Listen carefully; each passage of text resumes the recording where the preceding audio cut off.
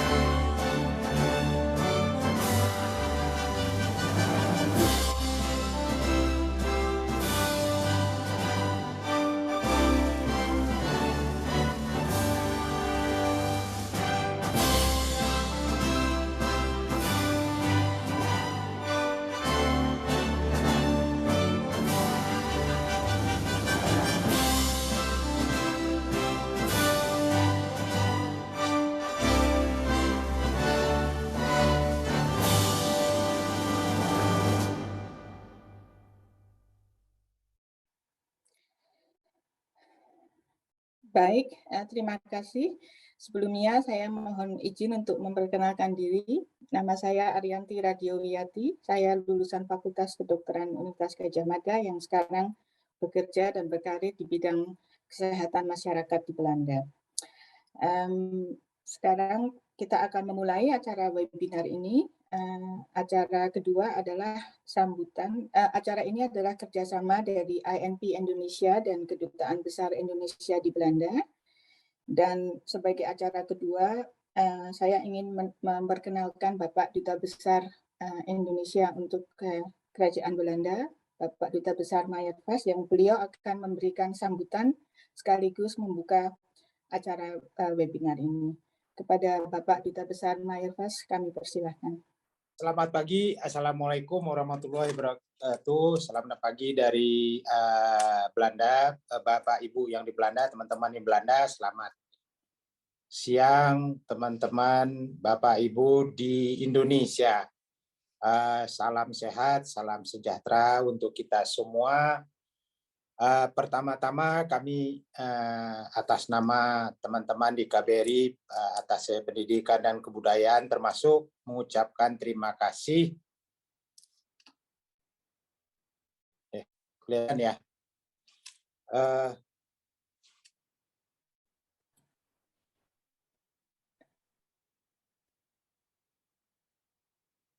Maaf Pak Dubes, gambarnya ya, sekarang kelihatan lagi. Ya. Ini ada kepencet-pencet nih, karena pakai belum pernah pakai ini. Ya, pertama-tama saya atas nama teman-teman di KBRI juga mengucapkan terima kasih atas terselenggaranya acara ini, terutama kepada INP yang dari waktu ke waktu selalu melakukan berbagai program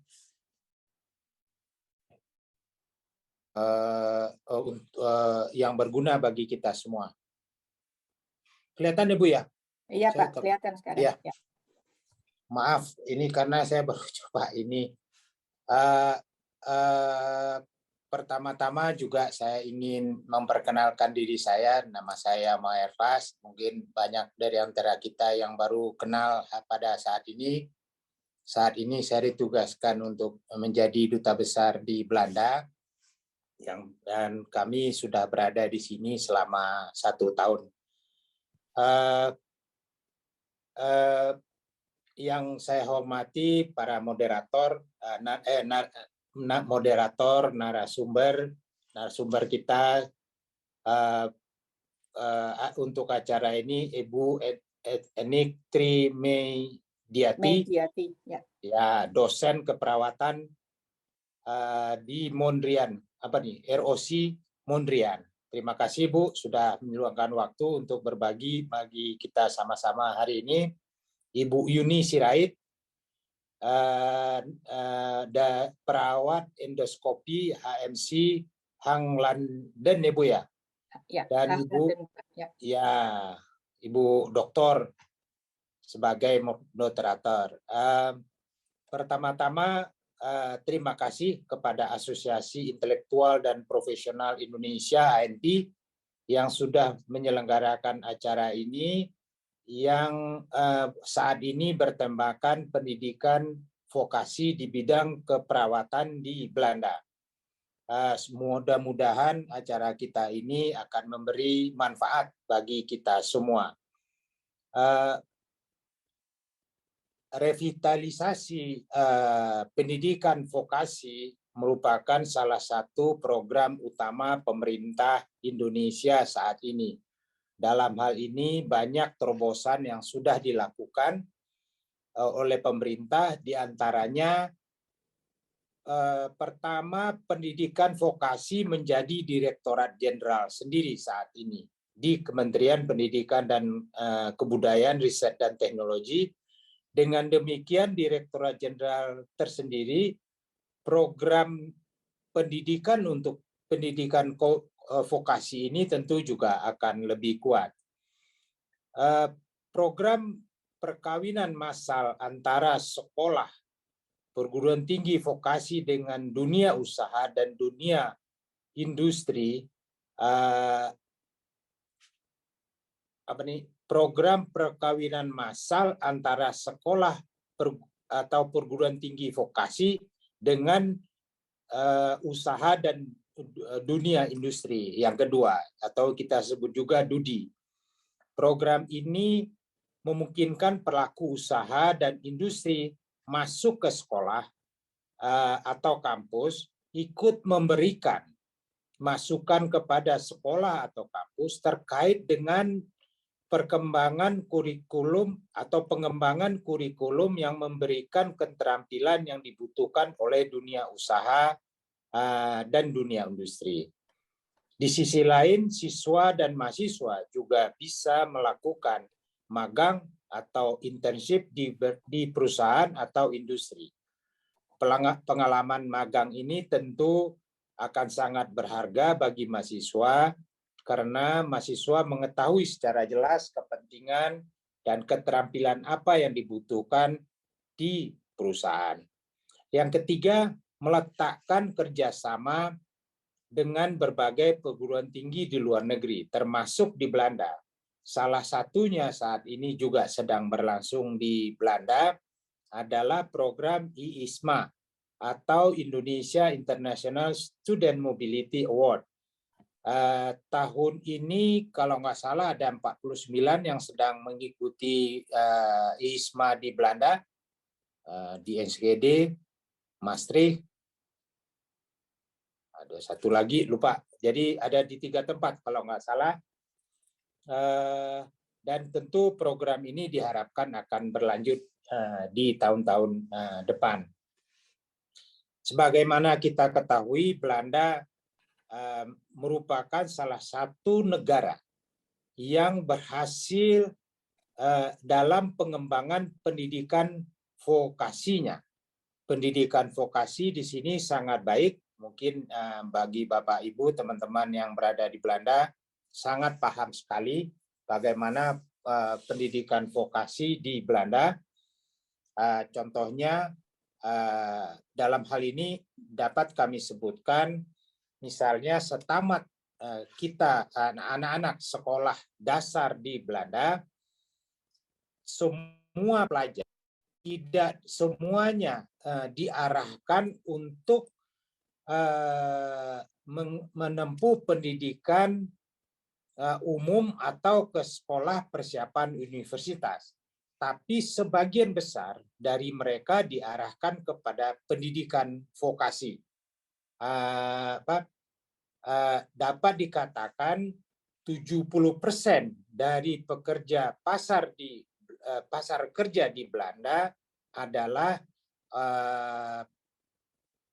orang atau pelajar yang berasal dari pendidikan vokasi ini. Jadi Belanda sudah menerapkan pendidikan atau sistem pendidikannya memang mengarahkan kepada pendidikan vokasi. Tidak semua orang diarahkan kepada universitas seperti sebagaimana yang kita ketahui juga di Indonesia. Melalui program revitalisasi pendidikan vokasi, pemerintah Indonesia juga telah bekerja sama dengan pemerintah Belanda untuk mengembangkan pendidikan vokasi dalam berbagai bidang sebagai pilot project, antara lain pertanian, untuk bidang pertanian, sektor pertanian, maritim, tourism, ekonomi kreatif, dan kesehatan.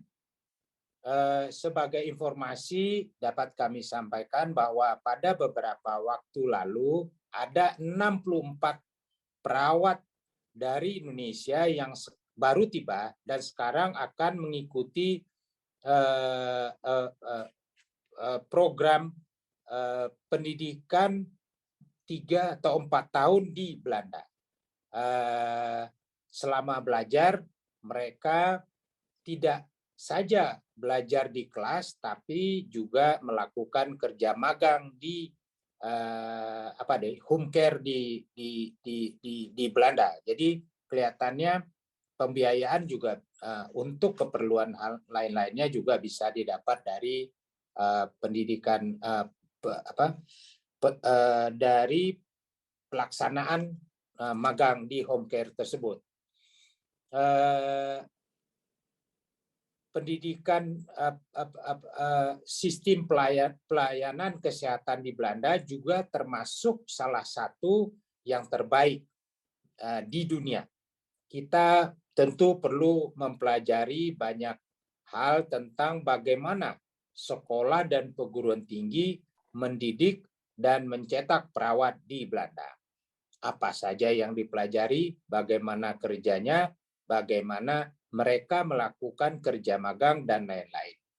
Dan dapat juga kami sampaikan dalam kesempatan ini, salah satu potensi yang perlu kita manfaatkan di Belanda ini dalam memperkuat kerjasama kedua negara adalah di bidang keperawatan ini. Banyak sekali permintaan yang disampaikan kepada kami di KBRI untuk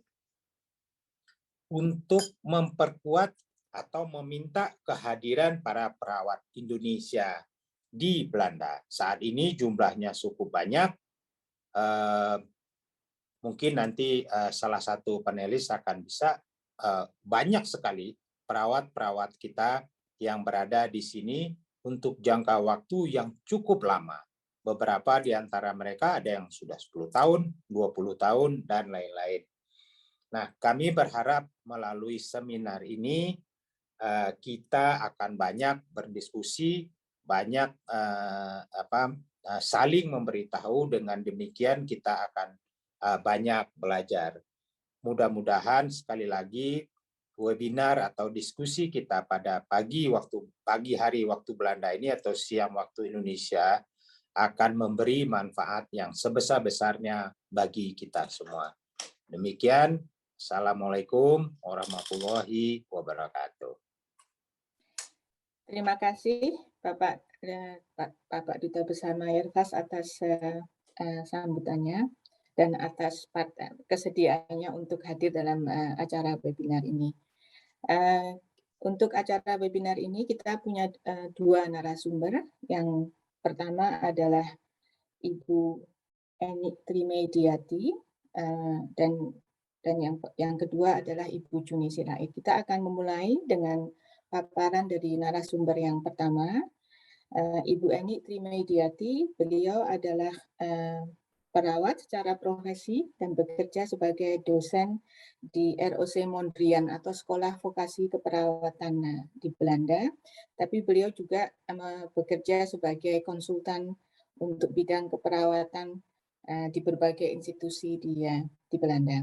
Dalam paparannya nanti, Ibu Eni akan memberikan gambaran tentang jenjang pendidikan vokasi di bidang keperawatan di Belanda dan juga bagaimana jenjang karir dan juga isu seputar pendaftaran dan profesi perawat di Belanda. Ibu Eni, silahkan dimulai. Assalamualaikum warahmatullahi wabarakatuh. Selamat pagi untuk para hadirin di Belanda dan juga selamat siang untuk para hadirin di Indonesia. Yang terhormat Bapak Mayorkas, Bapak Duta Besar Republik Indonesia untuk Kerajaan Belanda. Terima kasih atas kesempatan ini untuk membagi pengalaman dan juga membagi informasi tentang bagaimana pendidikan vokasi keperawatan tingkat menengah di Belanda di organisasi. Untuk itu saya akan mulai langsung. Untuk teman-teman sejawat keperawatan tentunya sudah mengenali siapa foto yang saya tayangkan di slide pertama ini. Di sini juga karena saya sebagai perawat praktisi juga sebagai dosen di ROC Mondrian tetap berhati perawat. Latar belakang dari pendidikan vokasi menengah di Belanda itu sebenarnya untuk mempersiapkan generasi muda yang mana yang saya maksud adalah generasi mulai umur 16 tahun. Jadi setelah lulus sekolah dasar sampai generasi seterusnya, dan seterusnya ini tidak terbatas untuk bisa mandiri dan di masyarakat dan juga menjadi masyarakat yang baik, tentunya bisa berpartisipasi sesuai dengan kemampuan dan minat.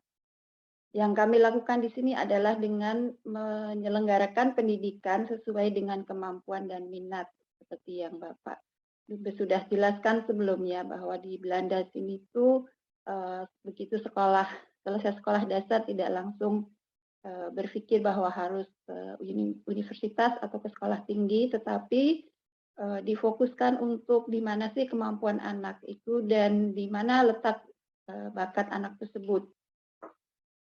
Dengan menyelenggarakan pendidikan sesuai kemampuan dan minat, kami melihat bahwa setiap anak itu mempunyai kapasitas yang bisa dimaksimalkan pada saat itu, dan sejalan dengan bertambahnya waktu, anak akan menemukan di mana passi saya, di mana passion saya, dan di mana kemampuan saya sesuai dengan jalur dan juga sesuai dengan tempo mereka.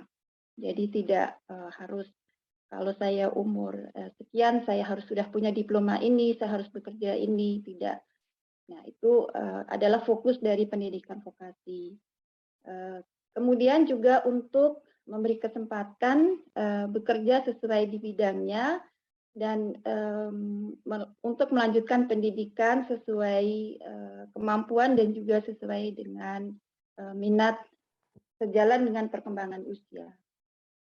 Pendidikan vokasi di Belanda diselenggarakan oleh instansi pendidikan yang kita sebut dengan MBO, seperti yang saya jelaskan di sini, MBO, Middelbaar Beroepsonderwijs, itu yang artinya adalah pendidikan vokasi tingkat menengah yang ada beberapa jurusan dan bisa seperti jurusan kesehatan, teknik, ekonomi, mode. Tetapi di sini fokus kami adalah untuk menjelaskan vokasi menengah di bidang kesehatan. Sebelumnya perkenalkan saya menjelaskan bagaimana sistem pendidikan persiapan menuju pendidikan vokasi menengah.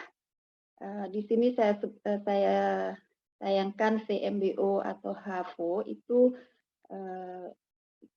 setara dengan SMP dan SMA yang mana dalam grafik yang pertama, terutama saya akan memperlihatkan bahwa untuk bisa mengikuti pendidikan vokasi keperawatan tingkat menengah, itu calon murid atau calon siswa minimal harus lulus sekolah persiapan VMBO level 3 atau level 4.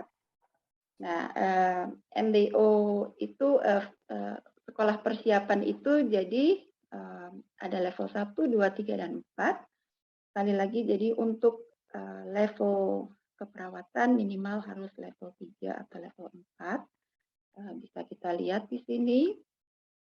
Jadi level 1 bisa MBO level 1, level 2, level 3. Terkadang ada juga anak yang tidak mengikuti pendidikan SMP, tetapi bisa ke SMA, tetapi tidak akan meluluskan, atau dia tidak bisa naik ke SMA. Nah, di kelas 4 waktu SMA itu yang seharusnya bisa naik ke kelas 5, dia bisa juga mengikuti pendidikan MBO. Mungkin bisa dilihat dari grafik berikut. Di sini saya memberi gambaran bahwa berapa sih lulusan sekolah persiapan untuk pendidikan menengah vokasi. Sebenarnya yang paling tinggi sekali. Jadi VMBO ini hampir 100.000 dibanding dengan yang lulusan yang bisa untuk ke universitas atau yang akan mau ke universitas. Itu sekitar 5.000. Itu data dari tahun 2000. Di sini menggambarkan bahwa begitu besar dan begitu tinggi minat atau peserta pendidikan vokasi.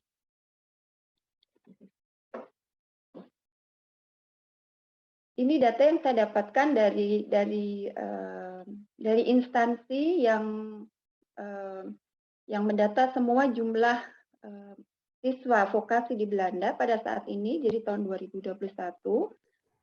Tadi sudah saya jelaskan bahwa pendidikan vokasi diselenggarakan oleh instansi pendidikan yang kita sebut dengan MBO. Nah, dari MBO itu kita ada pusat pendidikan di setiap wilayah yang kita sebut dengan ROC.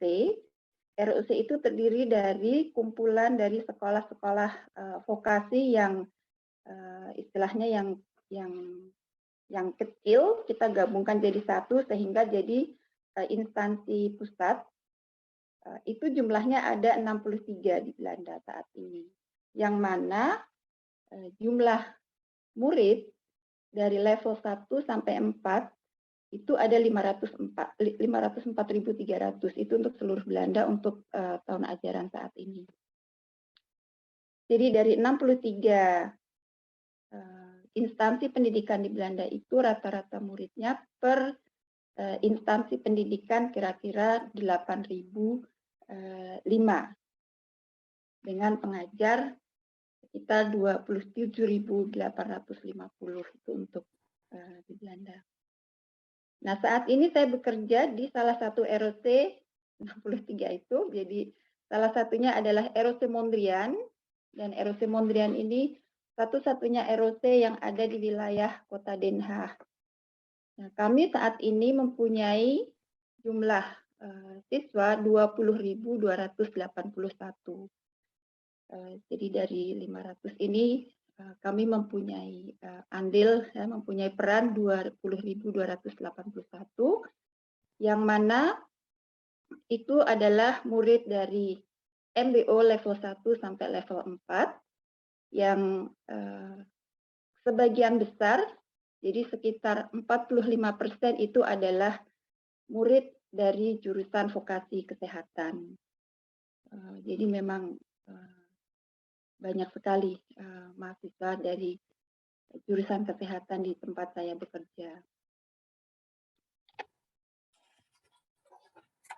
Pendidikan vokasi kesehatan yang kami berikan, tetapi juga di kebanyakan MBO atau ROC di Belanda ya adalah pendidikan keperawatan level 4. Di sini saya sebutkan karena di Indonesia yang bisa menyebut dirinya bahwa saya perawat dan saya berwenang untuk melakukan tindakan keperawatan adalah perawat level 4, dan itu mempunyai registrasi yang kita sebut dengan BIH-register. Kemudian kita juga mempunyai pendidikan kesehatan tingkat 3 dan tingkat 2.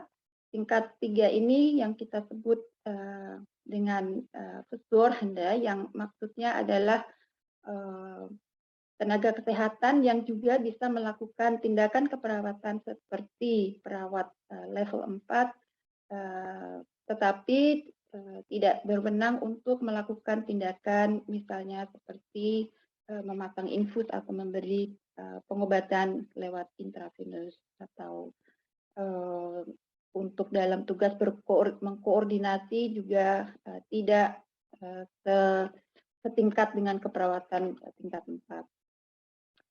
Kami juga mempunyai pendidikan asisten apotek dan juga asisten dokter. Mungkin kalau yang perawat level 4 ini sudah terbiasa di Indonesia, sudah dikenal. Mungkin yang level 3 ini bisa disamakan dengan SMK, tetapi juga tidak, tetapi lebih banyak karena lebih banyak boleh melakukan tindakan keperawatan. Asisten apoteker di Indonesia juga ada. Saya rasa yang asisten, yang dokter asisten ini yang tidak ada di Indonesia. Nah, semua dari level 4 sama asisten apoteker dan juga asisten dokter ini semuanya bisa dilakukan atau diikutin secara full study atau dual study.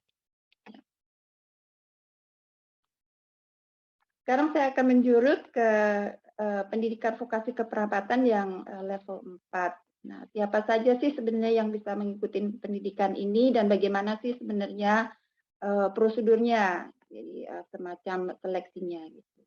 Pertama, semua anak yang lulus dari VMBO level 3 atau 4, jadi kira-kira mereka usia 16 tahun, selama bisa menunjukkan ijazah dan daftar nilai dan tepat waktu mendaftar, itu akan diterima di MBO atau dalam hal ini untuk pendidikan keperawatan. Di sini saya tekankan bahwa kami sebagai instansi pendidikan tidak boleh menolak atau menyeleksi, karena di saat murid sudah punya diploma berarti memang sudah berhak untuk melanjutkan pendidikan. Hanya saja di sini kami melakukan interview untuk melihat motivasi seseorang dan apakah si anak ini benar-benar tahu isi pendidikan keperawatan sehingga tidak salah pilih. Jadi kalau anak ternyata pemikirannya saya mau sekolah perawat karena saya nanti hanya mau bekerja dengan hanya bekerja di ruangan perawatan anak dan saya tidak mau nanti magang di home care, ya itu kita akan jelaskan. Jadi interview itu hanya sebatas memberi informasi dan memberi advice sehingga si calon siswa ini bisa menentukan, bisa memilih pendidikan sesuai dengan kemampuan. Selebihnya bagi peserta yang sudah mempunyai ijazah dari sekolah kesehatan level 2 atau 3 juga boleh mengikuti vokasi keperawatan level 4, yang mana akan terutama untuk yang level 3 akan mendapat program khusus yang mana pendidikannya bisa dilakukan lebih pendek daripada mahasiswa yang sama sekali tidak punya background kesehatan. Selebihnya seperti yang saya katakan tadi, di Belanda ini MBO atau vokasi pendidikan itu dimaksudkan untuk memberi kesempatan orang untuk belajar selama mungkin, kapan saja gitu. Jadi untuk memberi bayangan bahwa saat ini pun kami banyak murid yang usianya 50, 52 yang baru memulai pendidikan, karena peserta ini switch dari misalnya bekerja di ekonomi atau di teknik karena suatu hal atau karena memang sangat interest dengan keperawatan, dia mendaftarkan diri sebagai siswa keperawatan. Jadi kami di kelas itu ada murid yang umurnya 16, tetapi ada juga yang usianya di atas, bahkan di atas 50. Sebelum saya lanjutkan kurikulum pendidikan keperawatan, saya akan memberi gambaran para pengajar di profesi di vokasi keperawatan itu adalah pertama harus perawat praktisi. Yang dimaksudkan di sini adalah perawat yang juga mempunyai BIH register yang aktif. Kemudian juga harus mempunyai diploma dosen atau pernah belajar untuk menjadi pengajar sertifikasi dosen. Nah, di sini juga ada hubungannya dengan tugas kami sebagai dosen, tentunya mengajar, tetapi kami juga mempunyai tugas yang tidak kalah penting untuk membimbing sehingga anak murid kami itu bisa berpikir untuk bisa maju selanjutnya. Di sini bahwa apakah saya nanti akan bekerja, apakah saya nanti akan lanjut sekolah lagi. Jadi kita juga sebagai coach yang mana dari awal masuk sampai lulus itu kami usahakan dengan coach yang sama. Jadi kita juga tahu bagaimana kondisi di luar sekolah, karena kita berpendapat bahwa sekolah itu suatu proses yang tidak terlepas dari kondisi rumah, kondisi di luar. Jadi kepercayaan dengan coach itu sangat penting. Makanya kami usahakan bahwa setiap siswa mendapat coach dari awal sampai terakhir.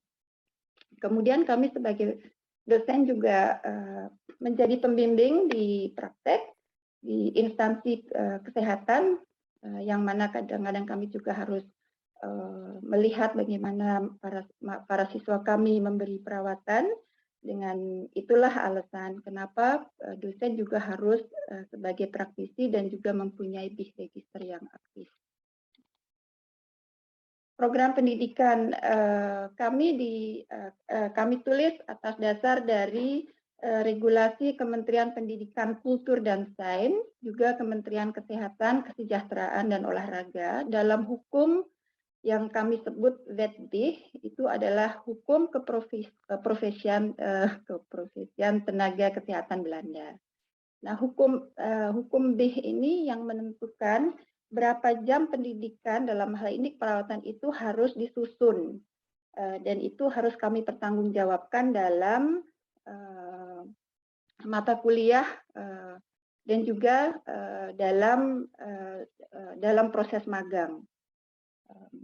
Dari hukum ini dengan jam yang ditentukan 4.600 jam ini, jadi kami mau tidak mau pendidikan ini harus dilaksanakan minimal dalam waktu 4 tahun. Itu bisa dengan 2 jalur, yaitu jalur full study di mana siswa kami itu sekolah dari hari Senin sampai hari Jumat, kira-kira 6 jam per hari. Dan untuk yang jalur dual study itu artinya bahwa anak-anak murid kami itu ada yang sekolah dan sambil bekerja, yang artinya bahwa dia harus menjadi pekerja dulu, harus melamar dulu di suatu instansi kesehatan, dari instansi kesehatan yang bersangkutan disekolahkan untuk mengikuti pendidikan keperawatan. Jadi dalam prakteknya untuk yang dual studi ini mereka minimal bekerja 3 hari seminggu, selebihnya dalam 1 minggu itu mengikuti pendidikan. Kalau tahun pertama 2 hari ke sekolah, 3 hari kerja. Setelahnya mulai tahun kedua sampai tahun keempat itu minimal 3 hari bekerja, 1 hari sekolah. Nah, itu menunjukkan bahwa dengan 3 hari bekerja, minimal 3 hari bekerja itu pada akhirnya nanti sekolah itu bisa membuktikan bahwa selama 4 tahun itu telah melakukan pendidikan selama 4.600 jam, di mana fokusnya adalah di praktek. Sementara untuk yang saya akan perlihatkan dulu untuk lebih jelasnya. Oh ya, sementara untuk yang program full study, jadi mereka setiap hari sekolah 5 hari, dan untuk tahun pertama itu minimal harus sekitar 700 jam mengikuti pendidikan teori dulu. Nah, dalam prakteknya kami membuat program bahwa tahun pertama itu mereka magang 10 minggu, tahun kedua 20 minggu, jadi setengah tahun, tahun ketiga setengah tahun, dan tahun keempat setahun penuh itu magang. Karena mereka masih dalam proses pembelajaran dan mereka statusnya adalah masih murid, dan mereka juga mempunyai kewajiban untuk mengikuti pendidikan, maka kami membuat program bahwa selama mereka magang 10 minggu itu ada 1 hari di mana mereka tetap datang ke sekolah. Nah, untuk tahun keempat karena mereka magangnya 1 tahun, jadi mereka ke sekolahnya itu 2 hari. Jadi 3 hari magang, 2 hari sekolah. Nah, di situ di saat anak murid kami datang sekolah itu difokuskan untuk berbagi pengalaman apa yang mereka lihat, apa yang mereka alamin, untuk dibicarakan, dan juga untuk menambah keterampilan. Mungkin di tempat praktek itu mereka mendapat kesulitan untuk melakukan suatu prasat, suatu tindakan keperawatan. Nah, itu ada kesempatan dengan bimbingan kami untuk mengulang atau untuk minta les lagi. Jadi difokuskan untuk mendukung bagaimana program magang itu sukses, karena di saat program magang itu mereka benar-benar dipersiapkan untuk menjadi perawat yang pada akhirnya nanti bisa berfungsi secara mandiri sesuai dengan ketentuan yang ada di hukum BIH itu, hukum registrasi itu tadi. Jadi mereka menjadi bagian dari tim di ruangan di mana mereka itu magang. Di mana saja mereka itu bisa magang, antara lain di home care, jadi verpleeghuis kalau kita di sini yang sangat banyak sekali di Belanda. Kemudian bisa juga di rumah sakit atau di instansi kesehatan untuk merawat pasien cacat mental, atau rumah sakit psikiatri, atau juga untuk memberi perawatan di rumah. Nah, magang ini adalah untuk mendapatkan tempat magang itu adalah tanggung jawab kami sebagai sekolah, karena sekolah keperawatan ini tidak bisa tanpa program magang. Jadi kami memfasilitasi sehingga semua murid itu mendapat tempat magang, sehingga mereka begitu selesai pendidikan 4 tahun bisa menunjukkan bahwa saya telah mengikuti pendidikan teori dan praktek sejumlah 4.600 jam. Nah, magang ini tentunya kebanyakan di Belanda dan di wilayah Den Haag, karena untuk wilayah lain mereka juga juga ada ROC di mana juga membutuhkan tempat magang. Jadi di Belanda ini kita sudah punya perjanjian bahwa kalau ROC memberikan di Den Haag itu hanya boleh hanya bekerja sama dengan instansi kesehatan di Den Haag untuk memberi kesempatan magang. Nah, selama 10 tahun terakhir ini kami juga semakin banyak bekerja sama dengan instansi di Eropa, terutama di Spanyol untuk magang. Jadi itu kita mulai dengan tahun kedua di mana anak murid kami bisa selama setengah tahun magang di Spanyol dengan pembimbing dari kami dan penguji dari kami yang datang sesuai dengan jadwal. itu untuk magang. Sebelumnya saya akan menjelaskan tentang mata kuliah secara global. Jadi untuk pendidikan vokasi keperawatan ini kita mempunyai 2 jalur. Jadi jalur mata kuliah umum dan mata kuliah keperawatan. Mata kuliah umum itu diberikan terutama di tahun pertama dan kedua, dan kita mengusahakan bahwa anak murid yang memang sudah punya kemampuan bahasa Inggris, bahasa Belanda atau berhitung yang bagus, kita usahakan untuk bisa mengikuti ujian negara lebih cepat dan tidak harus menunggu sampai tahun keempat. Jadi untuk mata kuliah umum itu ujiannya tidak diberikan oleh ROC, dalam hal ini ROC Mondrian, tetapi ujian negara. Mereka tentunya bisa melakukan ujian itu di tempat kami, tetapi sistemnya itu adalah sistem negara. Jadi seperti Mondrian kami mendapatkan tanggal, misalnya 3 tahun sekali ada jadwal ujian negara bahasa Inggris, bahasa Belanda, berhitung. Nah, di situ kami jadwalkan murid-murid kami yang lebih cepat atau memang harus sudah melakukan ujian karena memang udah tahun keempat. Kemudian juga harus membuat portfolio yang membuktikan bahwa dia juga punya pengetahuan non profesional, yang di sini antara lain pengetahuan hukum, pengetahuan sosial, tentang dunia internasional, yang mana itu juga menjadi bagian dari portfolio sehingga bisa nanti lulus di luar mengikuti ujian mata kuliah keperawatan yang spesifik. Seperti yang Anda bisa lihat di sini, saya rasa untuk mata kuliah keperawatan itu hampir sama dengan di Indonesia. Jadi tahun pertama kami memulai dengan teori dan praktikum keperawatan dasar, setelah itu mulai penjuruan, apakah untuk ke rumah sakit, apakah untuk psikiatri, ataukah untuk justru yang perawatan untuk cacat mental. Nah, di situ mereka juga mendapat pengalaman dasar, setelah itu bisa mengambil spesialisasi. Bu Eni, Ya. mohon maaf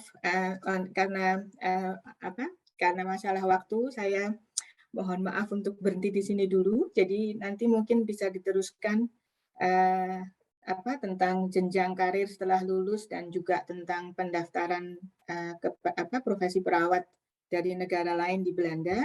Nanti dilanjutkan setelah narasumber yang kedua, karena itu isunya berkaitan. Jadi mohon maaf, saya akan sekarang mulai pindah ke narasumber yang kedua. Terima kasih Bu Eni atas paparannya. Narasumber kita yang kedua adalah Ibu Endang Juni Atta Sirait. Beliau perawat yang mengambil mengambil karir di spesialisasi dalam bidang endoskopi, bekerja di Rumah Sakit Haag Landen di Den Haag. Ibu Yuni akan memaparkan bagaimana gambaran pendidikan spesialisasi dalam bidang keperawatan di Belanda. Silahkan, Bu Yuni. Terima kasih Bu Ariyanti atas waktu yang diberikan kepada saya. Saya akan memulai share pengalaman saya sebagai perawat di Belanda. Terima kasih buat Bapak Dubes. Selamat siang buat teman-teman semua di Indonesia. Selamat pagi buat yang di Belanda. Secara singkat, saya akan memperkenalkan diri saya dulu. Saat ini saya bekerja sebagai perawat endoskopi di salah satu rumah sakit di kota Den Haag. Sebelum saya bekerja sebagai perawat di Belanda, dalam slide ini saya akan menjelaskan latar belakang saya di Indonesia sampai saya datang ke Belanda, dalam pendidikan yang saya lewati. Di Indonesia saya lulusan dari SMA. Dari SMA itu saya masuk ke dalam dunia keperawatan itu D3. Jadi D3 itu seperti yang Mbak Edi tadi udah jelaskan, sebenarnya hampir sama dengan di sini dengan HBO ya, HBO niveau. Tahun 2002 sesudah saya masuk ke Belanda, saya itu masuk selevel dengan niveau 4. Tadi Mbak Ening sudah menjelaskan apa itu niveau 4. Itu sebagai perawat ruangan klinis, jadi bukan belum spesialisasi, jadi hanya ruangan biasa. Tadi Ibu Eni telah menjelaskan bagaimana sistem pendidikan keperawatan di Belanda itu. Ada dari MBO, dari HAVO, dan dari HBOV. Karena saya dari Indonesia sudah dari D3 keperawatan sebenarnya sih sudah masuk ke dalam HBO, hampir HBO sebenarnya. Ada sedikit perbedaan, makanya saya buat tabelnya itu agak setara dengan HBO D3, S1 post HBO. Sesudah itu, selama 5 tahun menjadi perawat klinis biasa, selama 5 tahun itu ada ujian-ujian tertentu yang saya harus jalani seperti bahasa ya, bahasa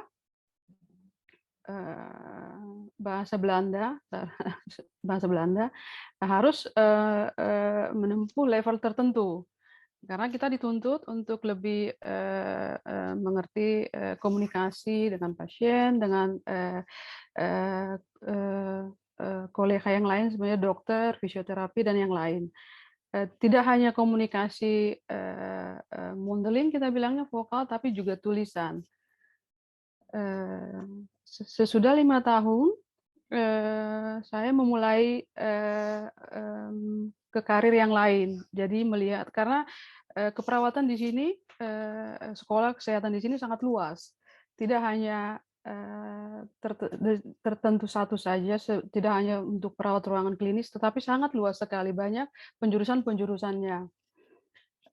Karena basic saya keperawatan di dalam penyakit dalam, saya memulai karir lagi ke perawat penyakit dalam. Jadi itu sudah seperti konsulen. Sebentar. Sistem pendidikan.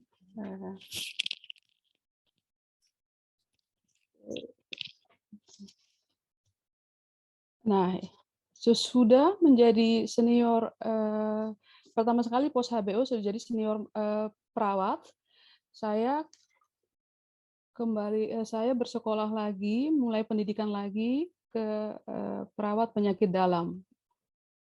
Yang ini, terus berlanjut ke endoskopi.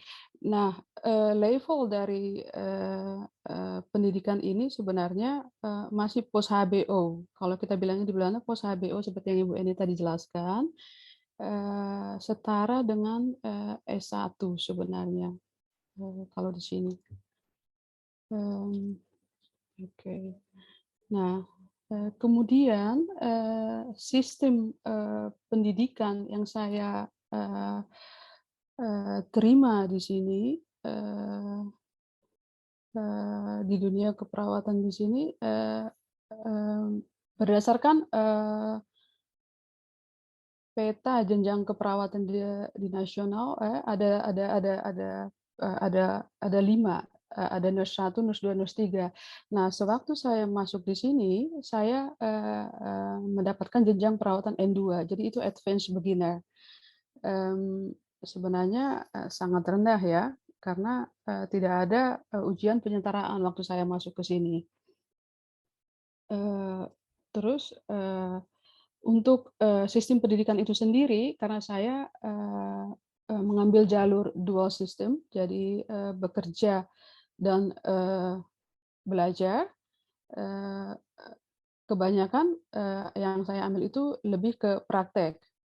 Jadi sesudah saya post HBO pas mengambil senior manajemen keperawatan itu lebih 70% mengarah ke praktek, 70% teori praktek karena lebih ke manajemen keperawatan. Nah, dalam spesialisasi keperawatan penyakit dalam ini 50-50%. Jadi 50% untuk teori, 50% buat praktek. Pendidikan yang ketiga yang saya jalani itu perawat endoskopi itu lebih ke arah ke praktek. Jadi sudah 70% praktek, 30%-nya teori. Kenapa saya mengambil jurusan ini karena karena basic saya itu perawat klinis dari penyakit dalam. Sebenarnya sih bisa keluar dari jalur ini, tapi karena ini lebih mudah ke saya. Jadi tidak ada ujian-ujian tertentu untuk mendapatkan pendidikan yang sesudahnya. Jadi tidak perlu lagi seperti Mbak Eni tadi bilang, karena ada beberapa langkah-langkah yang harus diikuti.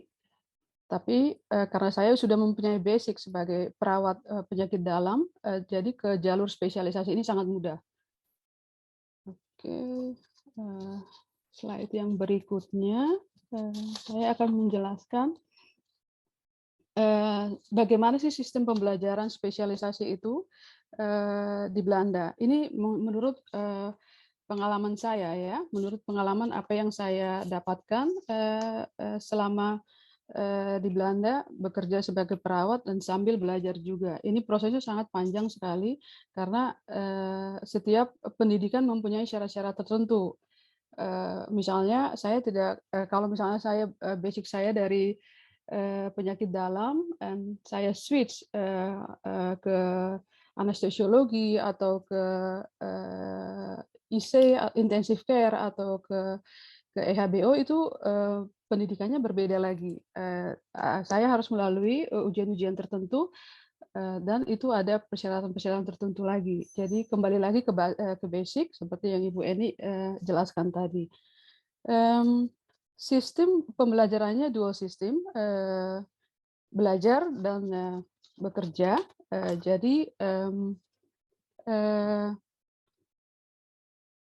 dual sistem itu artinya kebanyakan pendidikan seperti ini didapatkan dan disediakan di instansi di Belanda karena ini bukan dari diri saya, bukan dari saya sendiri. Maksudnya saya melamar untuk mengikuti sekolah ini. Jadi ini diberikan secara bukan gratis ya, secara dari ruangan sendiri, dari instansi sendiri yang memajukan saya. Oke, kamu mau sekolah ini dan saya diberikan kesempatan untuk bersekolah dengan persyaratan-persyaratan tertentu. Dengan persyaratan-persyaratan tertentu. Jadi selama 2 tahun saya diberikan kesempatan untuk bersekolah dari instansi di mana saya tempat bekerja. Ini diberikan bukan secara gratis bilangnya. Ya sebenarnya saya tidak mengeluarkan dana untuk bersekolah di sini. Itu diberikan dari instansi yang saya tempat bekerja dan dengan persyaratan tertentu, misalnya saya harus mengabdikan diri selama 2 tahun untuk men-share apa yang saya dapatkan selama sekolah di tempat saya bekerja. Terus yang kedua, kompetensi. Metode ini dipakai selama menjalankan pendidikan, yang artinya kompetensi itu dipakai sebagai dasar atau basis untuk merencanakan atau membantu mengembangkan perilaku kinerja seseorang dalam menempuh pendidikan. Ini kalau yang saya tahu kompetensi ini adalah basis pembelajaran spesialisasi kesehatan di Belanda. Kalau sampai saat ini yang saya tahu ya, nggak tahu nanti pengalaman teman-teman yang lain. Saya nggak perlu menjelaskan semua, teman-teman bisa baca. Ada 7 kompetensi yang kita pakai. Nah, kompetensi ini sebagai basis atau dasar untuk saya memulai pendidikan untuk memulai saya dalam setiap pendidikan. Jadi dari sini dosen, saya seperti Ibu Eni tadi bilang, dosen pembimbing saya di ruangan sama dosen pembimbing dari sekolah. Sebelum saya memulai pendidikan ini, mereka akan melihat kompetensi saya itu di bidang mana. Terus sampai di mana saya bisa memberikan atau mengungkapkan apa yang saya sudah kerjakan di dalam kompetensi ini. Nah, ada 2 kompetensi ini dibagi 2. Awal dari kompetensi, jadi mulainya saya memulai pendidikan saya harus sudah mengajukan kompetensi yang saya mau. Dan selama berjalannya pendidikan, ini akan dievaluasi sekali 3 bulan, dan sesudah selesai pendidikan, sebelum saya mengajukan kasus analisa nanti, akan dievaluasi lagi. Apakah saya dalam 2 tahun itu sudah menyanggupi atau menyelesaikan kompetensi yang ada dalam pendidikan itu sendiri. Karena kan kalau sesudah saya nanti selesai pendidikan ini, saya harus sudah bisa men-share atau membuktikan bahwa saya telah selesai pendidikan sesuai dengan kompetensi yang ada. Selanjutnya, sistem yang ada dalam pendidikan ini ada personal development and activity. Kita bilangnya POP dan PAP. Mungkin nanti kalau ada pertanyaan bisa saya tidak akan semua menjelaskan sampai di mana personal development activity plan ini, tetapi ini juga salah satu yang kita pakai dalam sistem pendidikan spesialisasi di Belanda, di mana ini menjadi panduan. Jadi selama pendidikan ini akan dievaluasi juga bagaimana perkembangan saya selama menjalankan pendidikan, apakah sesuai dengan kriteria yang ada. Sesuai dengan kriteria yang ada maksudnya ada kriteria-kriteria tertentu yang diberikan dari sekolah selama saya mengikuti pendidikan. Kriteria itu berbeda lagi dengan kriteria yang dari tempat saya bekerja. Jadi itu kriteria dari 2 tempat ini akan saya gabungkan selama pendidikan berlangsung, dan sesudah saya hampir selesai menjalankan pendidikan, itu harus saya buktikan bahwa saya bisa melakukan atau menggabungkan 2 kriteria-kriteria ini menjadi satu personal atau grup analisa nanti akhirnya sesudah selesai di dalam pendidikan keperawatan. Sistem pendidikan ini juga di bawah naungan dari CZO, Collega for Health Studies with Akreditasi. Jadi pendidikan spesialisasi di Belanda itu di bawah naungan CZO, yang artinya ini sebagai lembaga akreditasi kesehatan di Belanda. Jadi ini nasional lah, jadi tidak hanya tergantung dari satu instansi saja. Ini berlaku untuk seluruh Belanda. Di bawah CZO ini atau ada juga yang namanya big registrasi. Itu jadi seperti yang Bu Eni tadi jelaskan, itu satu. Jadi itu tentang hukum dan kita bilangnya hukum recht di dalam kesehatan, pembelajaran kesehatan di Belanda. Yang berikutnya proses magang. Kalau proses magang yang pengalaman saya selama menjalankan pendidikan ya, itu sebenarnya satu paket dengan setiap pendidikan yang saya jalani. Jadi dalam arti saya tidak perlu mencari tempat di mana saya harus magang. Paket-paket ini sudah tersedia dari lembaga pendidikan sendiri. Seperti pendidikan yang saya jalani sebagai endoskopi, jadi dari ini lebih ke, maaf slide-nya terlalu cepat.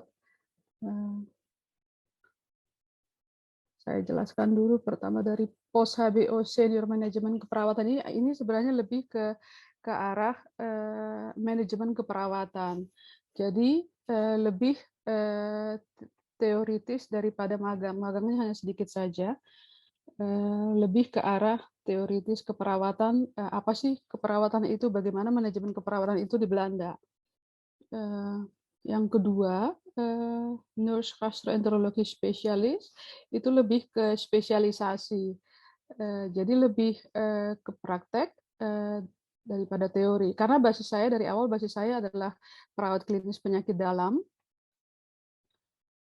Jadi lebih ke arah jadi sewaktu saya menjalankan pendidikan perawat gastroenterologi itu, saya lebih ke prakteknya karena saya sudah mendapatkan basis selama 5 tahun sebagai perawat penyakit dalam. Itu ada perbedaannya juga tergantung basis keperawatan apa yang diikuti. Ada teman, saya kasih contoh, ada juga kolega yang postgraduate HBO, sekolah lagi mengambil perawat gastroenterologi, nurse gastroenterologi spesialis, tapi karena prakteknya kurang, lebih ke teori, jadi lebih di plan ke teori daripada praktek. Nah, kalau saya sebaliknya, jadi saya lebih ke praktek daripada teori karena saya basicnya perawat penyakit dalam. Sama seperti perawat endoskopi juga, itu terakhir pendidikan yang saya jalani. Karena dari awal saya sudah lebih ke spesialisasi penyakit dalam ini. Jadi masuk ke dalam perawat endoskopi ini lebih gampang karena saya sudah ada basis. Jadi ujian persamaan basis buat masuk ke sini sebenarnya sama. Cuman karena saya lebih di praktek, jadi saya lebih gampang. Ujiannya juga tidak terlalu sulit sebenarnya. Beda lagi dengan teman, saya kasih contoh lagi, ada juga teman yang dari spesialisme yang lain masuk ke dalam dunia nurse endoskopi ini, harus menjalankan beberapa tahap-tahap ujian untuk selevel dengan kita yang sudah berpengalaman. Jadi di situ juga dilihat sampai di mana sih pengalaman kerja sebagai dasar untuk masuk ke dalam dunia endoskopi ini.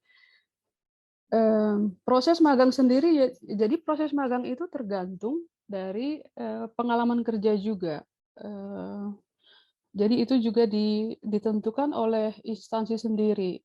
Kalau sekolah sih memberikan kebebasan kepada pelajar sendiri untuk menentukan sampai di mana proses magang itu, sampai maunya saya itu sampai di mana dengan konsultasi dosen dari ruangan itu sendiri. Berikutnya, profesi. Di sini saya menjelaskan kenapa sih saya memilih di sini itu bersekolah ke arah spesialisasi. Seperti yang Mbak Eni tadi jelaskan, di sini profesi sekolah kesehatan itu sangat luas. Tidak hanya bertitik satu sesudah lulus D3 atau S1, S2 hanya berkarir di dalam keperawatan saja. Di sini keperawatan sekolah kesehatan itu sangat luas sekali. Seperti saya akan menjelaskan di sini sedikit tentang post HBO senior manajemen keperawatan. Kalau saya misalnya pengen berkembang lagi, pengen ikut sekolah lagi dari senior perawatan ruangan biasa itu, ini bisa menjadi kepala ruangan sampai kepala divisi keperawatan, tapi itu nanti ada tingkatan-tingkatannya lagi, saya belum sampai di situ, saya hanya masih sampai senior manajemen keperawatan. Yang kedua, nurse gastroenterologi spesialis itu bisa sampai di mana? Ini kalau misalnya ingin lagi bersekolah lagi, menimba ilmu lagi, bisa dari perawat konsulen, dan akhirnya ke nurse research. Yang ketiga, yang nurse endoskopi gastroenterologi, itu perawat endoskopi. Nah, ini yang lebih menarik, ini kenapa saya sangat suka. Karena dari pendidikan nurse endoskopi ini, kita bisa menjadi endoskopis. Endoskopis itu yang artinya, yang tadinya kalau kita bekerja sama dengan dokter, jadi dokter yang melakukan endoskopi, perawat endoskopi yang berdiri di sampingnya. Kalau saya melanjutkan pendidikan ke endoskopis, saya yang akan endoskopi sendiri. Jadi dokter di belakang layar.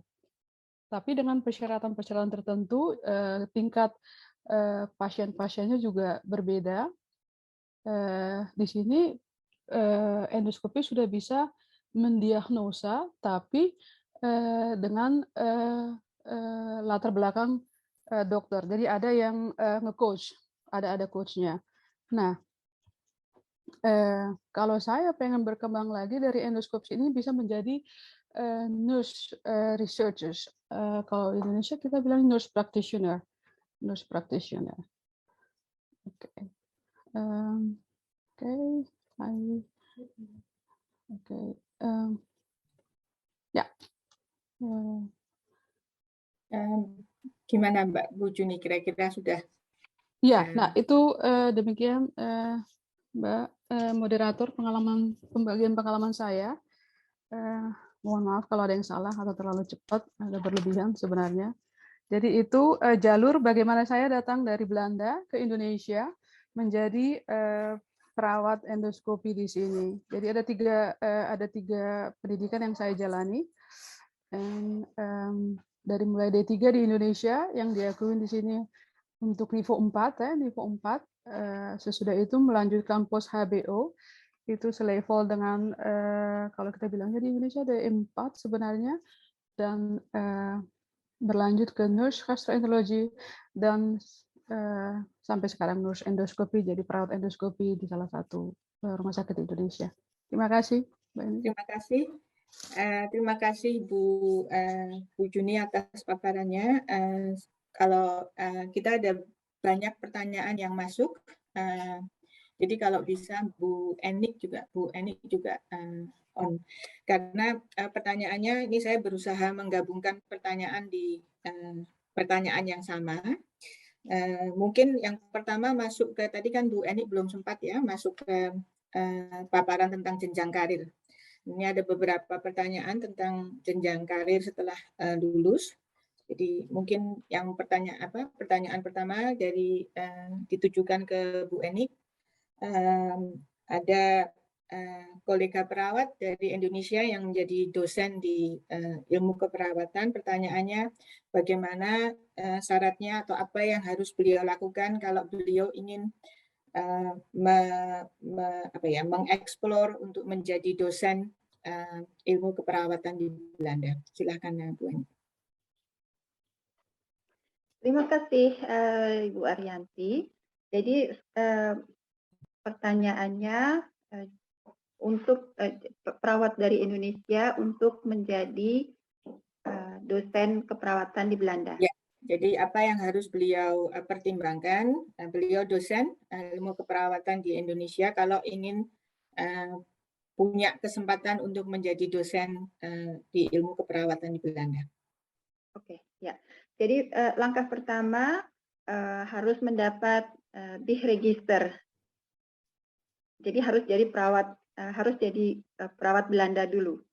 Nah, itu ada 2 jalur, bisa mengikuti ujian persamaan atau mengikuti pendidikan keperawatan secara keseluruhan. Jadi saat ini yang pengalaman saya adalah kebanyakan mengikuti ujian persamaan, di mana ujian itu selevel dengan ujian kalau mengikuti pendidikan sepenuhnya. Jadi menggambarkan bagaimana banyaknya dan bagaimana lama proses persamaan itu. Kedua, setelah mendapat diregister itu bisa mengikuti pendidikan dosen keperawatan. Jadi itu ada yang bisa mengikuti dengan jalur 1 tahun atau yang bisa mengikuti dengan jalur 2 tahun. Nah, 1 tahun atau 2 tahun itu tergantung dari pertama kompetensi. Jadi pengalaman, jadi ada ujian kompetensi dulu, pengalamannya sudah seberapa dan harus dibuktikan, dan itu juga ada ujiannya yang mana bisa ditentukan bisa dengan jalur yang 1 tahun atau jalur yang 2 tahun. Kemudian jalur 1 tahun 2 tahun itu juga dari ini misalnya hanya mendapat sertifikasi mengajar atau memang mendapat diploma yang untuk bisa mengajar. Seperti saya memilih karena memang saya suka mengajar. Kalau Mbak Yuni suka fokusnya untuk menjadi perawat klinis ya, saya memilih untuk jalur mengajar. Jadi saya mengambil sekolah yang mana saya juga bisa mengajar di ROC atau di sekolah vokasi tingkat tinggi di HBOV. Itu jalurnya. Jadi secara singkat menjadi perawat dulu, setelah itu baru bisa mengikuti pendidikan dosen keperawatan. Terima kasih Bu Enik. Terus juga Ani ada pertanyaan juga bagaimana sebagai dosen tetap bisa mengikuti perkembangan di dunia kerja. Maksudnya misalnya terobosan-terobosan inovasi dalam dunia keperawatan, apakah sebagai dosen berarti juga masih harus tetap berpraktek atau menjadi praktisi keperawatan? Ya, itu adalah salah satu syarat dan salah satu, jadi kita sebagai dosen tentunya juga harus membuat portfolio untuk menentukan jenjang karir kita, dan tugas utama dosen itu kecuali mengajar dan membimbing, kita juga harus berusaha untuk memperbaiki ini kita, kompetensi kita. Jadi tempat kerja saya itu mewajibkan kita untuk magang. Jadi contohnya saya kerja 5 hari, itu nanti setiap tahun itu saya harus minimal magang 2 minggu. Nah, magang itu sesuai dengan kemauan saya, interest saya gitu. Misalnya saya tahun ini 2 minggu magang di rumah sakit, atau tahun depan saya magang di rumah sakit jiwa. Nah, itu ini saya ya, menurut interest saya. Terus selain itu juga kami kan selain sebagai dosen juga perawat praktisi. Kita kan juga punya register yang aktif. Jadi seperti saya selain sebagai dosen juga mempunyai usaha kecil yang mana saya bisa bekerja sebagai perawat. Nah, itu saya lakukan di luar hari kerja gitu. Jadi karena saya sebagai dosen mendapat libur setiap Sabtu dan Minggu, dan juga libur 60 hari, jadi 12 minggu dalam satu tahun. Di saat liburan itu saya kadang-kadang ya bekerja sebagai perawat. Nah, itu saya tunjukkan, saya buat di portfolio saya gitu. Dan itu sekolah memberi izin, dan justru malah memberi motivasi. Ya. Cara lain adalah dengan kontak langsung dengan instansi, karena kami kan sebagai pembimbing, sebagai penguji. Nah, kita di saat kita kontak itu ya, kalau misalnya di instansi itu sedang ada workshop apa ya, kita mengikutin gitu. Jadi kontak antara sekolah dan instansi kesehatan itu sangat pendek banget gitu. Juga kami punya sistem bahwa ada satu dosen yang menjadi penanggung jawab kontak dengan rumah sakit A, rumah sakit B, rumah sakit C, atau dengan instansi home care gitu. Nah, kebetulan saya sendiri kontak person di rumah sakit di tempat Mbak Yuni bekerja gitu. Jadi itu caranya. Terima kasih. Kemudian melanjutkan, banyak sekali pertanyaan yang masuk dari kolega perawat di Indonesia yang ingin tahu bagaimana kalau mereka ingin melanjutkan pendidikan di Belanda. Ini mungkin saya beralih ke Bu Yuni yang punya pengalaman pribadi masuk ke sistem keperawatan di Belanda. Pertanyaannya misalnya, apakah ada batas usia untuk melanjutkan sekolah di Belanda atau untuk mengikuti sekolah keperawatan di Belanda? Itu dihubungkan dengan misalnya apakah nanti prospek pekerjaannya itu misalnya banyak yang menuntut kekuatan fisik misalnya. Jadi apakah harus masuk pada usia tertentu? Itu yang pertama. Kemudian bagaimana dengan syarat kemampuan berbahasa. Jadi ketika akan masuk ke dalam dunia keperawatan di Belanda, tadi kan disebutkan bahwa harus mampu berbahasa Belanda. Nah, bagaimana itu dilakukan? Apakah mengikuti pendidikan keperawatan dan mengikuti sekolah bahasa dilakukan bersama-sama atau bagaimana? Jadi mungkin 2 itu dulu. Nanti setelah itu bisa saya tambah lagi dengan pertanyaan yang masuk. Silakan Bu Yuni. Ya, kalau masalah usia sih di sini tidak mengenal usia, kapan sampai bisa umur berapa saja bisa, jadi tidak mengenal usia. Saya cerita dulu pengalaman saya masuk ke Belanda itu, ada salah satu perusahaan yang kebetulan ingin mengirim tenaga kesehatan ke Belanda. Jadi saya dimulai itu dari Indonesia, eh, kontak sendiri dengan rumah sakit di mana saya tempat bekerja sekarang. Jadi sebenarnya itu antara perusahaan ya. Jadi saya nggak usah panjang lebar bagaimana itu sampai saya bisa datang ke sini. Persyaratan yang paling utama adalah seperti yang Ibu Eni bilang itu big registrasi. Jadi itu seperti ya, itu persyaratan utama. Karena itu setiap perawat di Belanda itu harus mempunyai big registrasi. Karena ini akan seperti apa ya bilangnya ya Bu Eni ya, Bu Eni nanti yang bisa menjelaskan big registrasi itu. Jadi perawat itu terdaftar di dalam sistem pemerintahan kesehatan di Belanda kalau tidak salah. Nah, big registrasi ini akan harus di setiap tahun harus diperpanjang. Kalau nggak salah sekarang sekali 2 tahun ya Mbak ini ya. Ya. Setiap 5 tahun. Setiap 5 tahun sekarang. Setiap 5 tahun. Nah, setiap 5 tahun ada ujian-ujian tertentu atau persyaratan-persyaratan tertentu yang harus kita ikuti. Setiap instansi berbeda-beda. Instansi rumah sakit atau panti jompo ada syarat persyaratan-persyaratan tertentu. Karena saya dari rumah sakit, kalau saya sekali 5 tahun, kalau nggak salah ya Mbak Eni ya.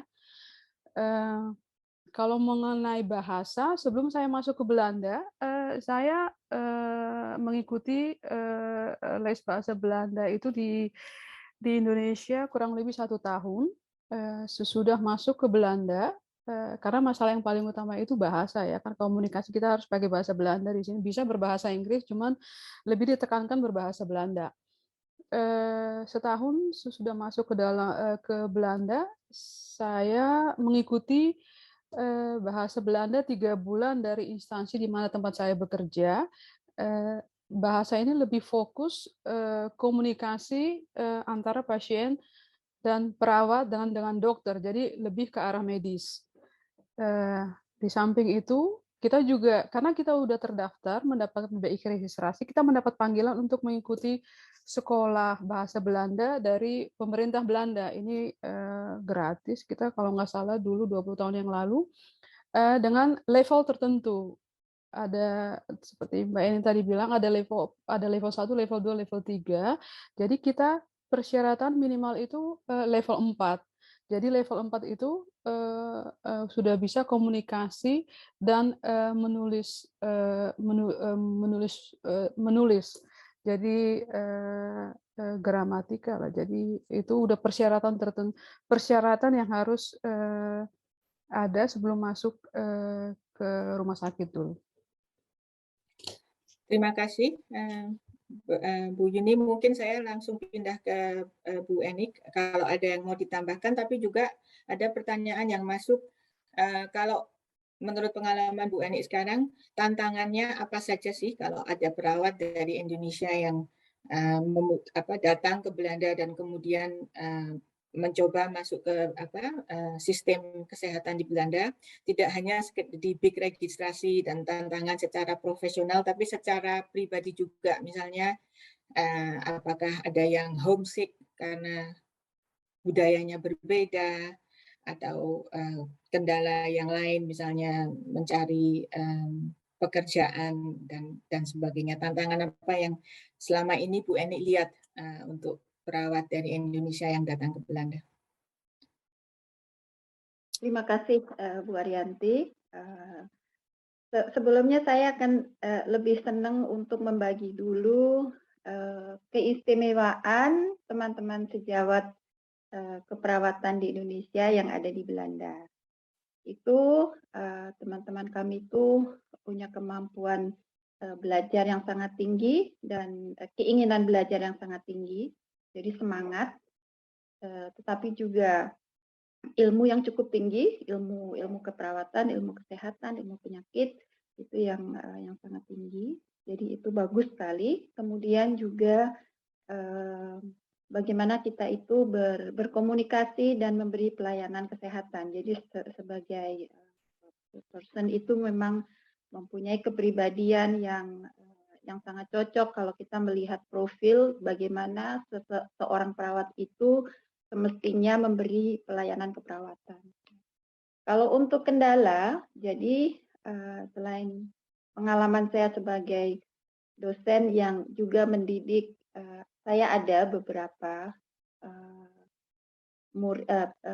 murid yang memang orang Indonesia yang dulu pernah karena dengan keluarga pindah ke Belanda, terus lulus sekolah CMBO atau HAVO di Belanda, memang melanjutkan sekolah keperawatan, jadi memang sudah lama tinggal di sini. Tetapi saya juga pernah bekerja sama dalam proyek untuk mendatangkan teman-teman perawat Indonesia untuk mengikuti pendidikan di sini, bekerja sama dengan sebuah instansi kesehatan. Kendalanya itu adalah penyesuaian diri bagaimana memberi pelayanan. Di Belanda itu perawat adalah profesi yang memang punya tugas dan tanggung jawab yang jelas. Contohnya kalau kita itu bekerja sama dengan dokter dalam suatu kasus, dokter itu butuh informasi kita. Kita harus bisa menempatkan diri bahwa dalam kondisi ini saya yang paling tahu dan saya harus memberitahu, saya harus tegas, saya harus jelas, harus proaktif, harus asertif. Nah, itu. Jadi hierarki menempatkan diri sebagai perawat dalam suatu multidisipliner pekerja ya, itu dengan dokter, dengan fisio, dengan siapa itu harus nonjol, kita itu setara dengan mereka, hanya tanggung jawab kita tuh beda, hanya ruang lingkup kerja kita tuh beda, kita tidak lebih rendah dengan dokter. Nah, itu yang harus sangat harus membiasakan gitu. Kedua adalah ya bahasa tentunya. Bahasa karena memang kompleks sekali bahasa Belanda. Di dalam kesehatan itu ada istilah-istilah yang memang tidak cukup aja dengan istilah medis gitu. Kita banyak pakai istilah medis, memang harus gitu ya. Tetapi juga harus bisa memberi penjelasan ke pasien atau ke keluarga dalam bahasa Belanda yang sesuai dengan kemampuan mereka mengerti. Jadi kalau misalnya pasien demensi atau pasien dengan cacat mental yang memang kemampuannya itu seperti anak SD kelas 2, ya harus menjelaskan dari istilah medis itu ke bahasa yang mereka tahu, mereka mengerti. Nah, itu kan kadang-kadang harus memakai bukan bahasa Belanda yang baku yang dipelajarin saat di Erasmus, tetapi itu bahasa yang kita sehari-hari kita pakai dengan anak-anak. Itu menjadi kendala. Ya, garis besarnya itu sih Bu sebenarnya. Kalau tentang penyesuaian diri dengan kultur itu sih saya tidak melihat sebagai kendala, karena kebanyakan teman-teman yang memang berniat dan memang mau untuk ke Belanda itu memang sudah siap mental dan sudah mempelajari sebelumnya gitu. Jadi tidak asing lagi gitu. Ya. Terima kasih. Kalau Bu Yuni bagaimana pengalamannya ketika memutuskan untuk datang ke sini kemudian bekerja, apakah ada tips secara pribadi yang ingin dibagikan dengan misalnya teman-teman perawat di Indonesia? Seperti yang Mbak Eni tadi jelaskan itu, masalah yang paling susah itu sebenarnya bahasa ya. Karena waktu kita datang ke sini langsung terjun di ruangan. Kalau masalah shock kultur sih nggak terlalu, karena memang kalau kita memang sudah punya keinginan pasti bisa, kayak Mbak Eni bilang tadi pasti bisa. Bahasa yang paling sulit itu sebenarnya bahasa. Terus kayak Mbak Eni bilang tadi, kultur di mana kita kalau di Indonesia dokter itu sangat tinggi posisinya, perawat itu sangat di bawah. Kalau di sini perawat dan dokter itu satu sejajar. Jadi di situ juga saya harus belajar.